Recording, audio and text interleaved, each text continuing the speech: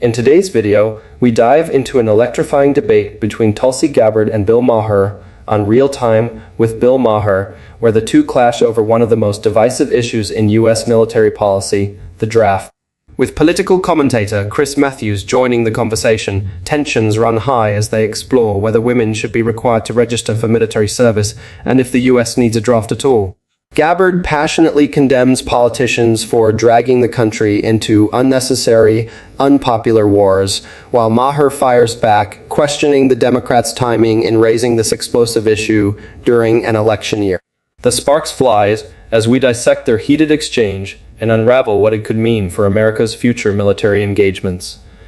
Don't miss this fiery discussion. First question is to you. Tulsi, should women be required to register for the military draft? I saw this. This is so interesting. The Democrats, so great at politics. I don't know why they brought it up now.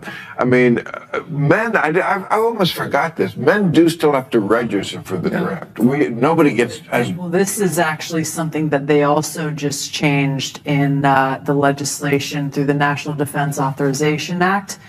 Just a few weeks ago, is now men don't have to register because they're automatically registering them as soon as they turn 18. Okay. So you don't have to actually, you don't get to fill out a card or anything anymore.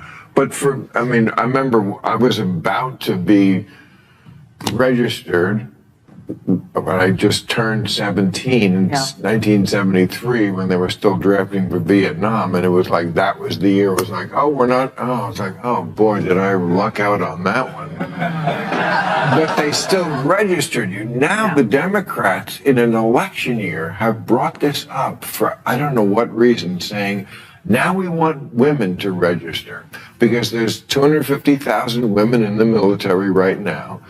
And if something was so catastrophic that we did have to draft people, why shouldn't women go? But why bring it up in an election year are my two questions. Well, first of all, we shouldn't have a draft. At all? No, I don't think so. What if it's an emergency? Well, the fact that they're bringing this up now, to me, points to the fact that the only reason we would need a draft is because our warmongering politicians are starting wars that they know the American people aren't going to support. In the opposite direction, as someone who served in the military and saw the realities of war firsthand, Tulsi Gabbard's views on war are shaped by both my experiences on the battlefield and my deep commitment to the well-being of our nation.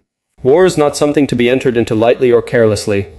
It should only be waged when absolutely necessary to protect our country and protect the freedoms we hold dear.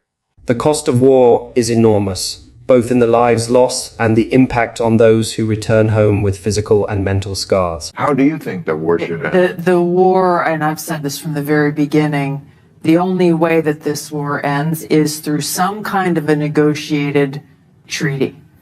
That's it. That's been true from the very beginning. Does that mean giving up Ukrainian land? It means, I think, both sides, like in all treaties, will end up having to surrender some portion of what they want in order to achieve that peace treaty.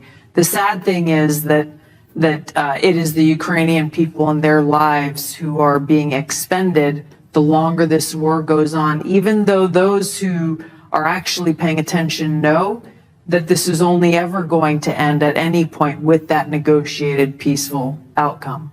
Continuing the video, Bill Maher remarks on the striking reluctance of younger generations, particularly Gen Z, to engage in future wars, pointing to a profound cultural shift from the traditional sense of duty to serve in the military.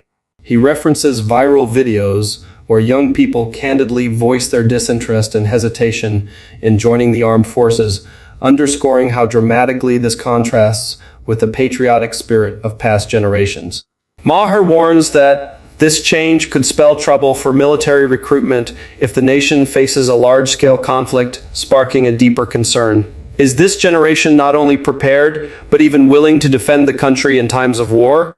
The implications of this shift, he suggests, may challenge the very fabric of national defense in the years ahead. Bill Maher expresses bewilderment over why Democrats would choose to raise the issue of requiring women to register for the draft, especially in an election year when it could easily backfire politically.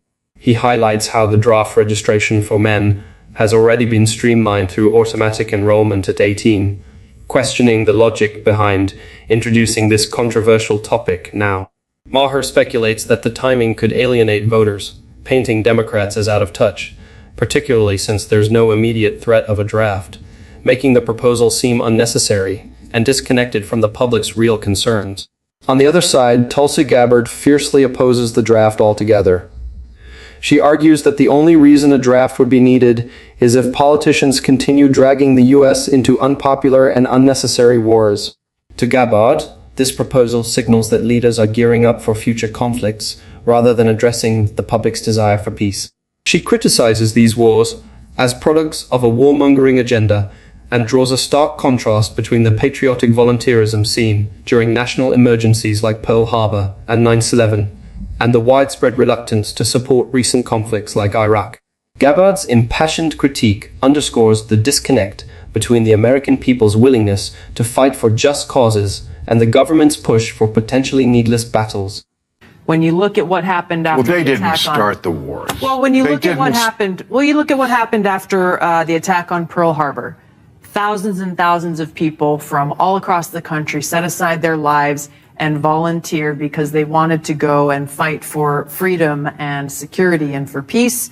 And you look at what happened after the attack on 9/11, so many Americans like myself, we enlisted to be Right. able to ensure the safety, security, and freedom of the American people. And so when you look, to me, it's a big red flag that they're bringing this up right now. First of all, as we have multiple wars burgeoning around the world. But as a you know, I've been deployed 3 times to different war zones. I don't want to be in a foxhole next to somebody who doesn't want to be there.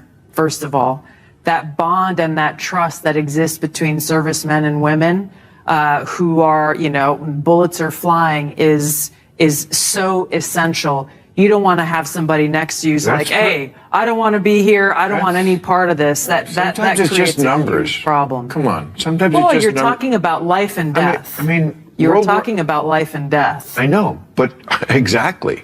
And if we need that numbers of troops, they just are. The people in Gen Z, they're not going to volunteer. I've seen videos of them talking about it. I'm like, no, you're right. This generation can't do it.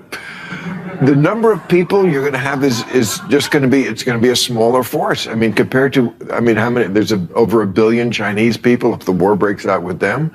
I mean, I don't want to get cataclysmic about Well, this. these but, wars don't just happen out of thin air. I think that's my point. no, but is we that- didn't start them. We didn't invade Ukraine and we didn't attack Israel.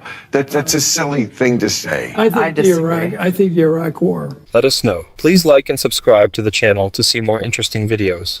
Thank you for watching.